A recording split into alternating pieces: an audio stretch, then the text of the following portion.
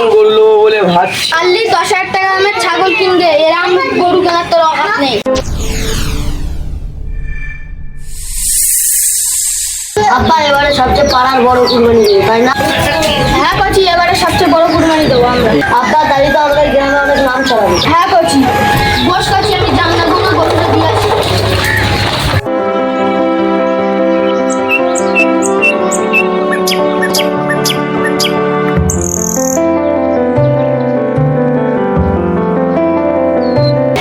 ভাই গরু কত নিল? 75,000 টাকা নিল। আমি এটা এরকম করলো বলে ভাবছি। তোর অকাত আছে গরু কেনার, 70,000 টাকা দামের তুই গরু কিনবি? সত্যি বড় গরু কিনবো, দেখে নিবি। আল্লি 10,000 টাকা দামের ছাগল কিনবে, এরকম গরু কেনার তোর অভাব নেই। আমাকে এত বড় অপমান, আমি গরু কিনে দেখিয়ে দেবো। A few moments later. আবার আমাকে এত বড় অপমান দেখে নেবো।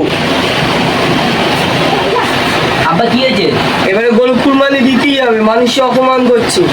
আবার বাড়িতে পয়সা করি নেই, কুরবানি কি করে দেবে? সোনা গয়না বেশি হইলেও এবারে কুরবানিটা দিতে হবে। আব্বা মার গলাতে সোনার মালা আছে। আইসে আমার কি মাল তুই গরু কুরবানি দিবি?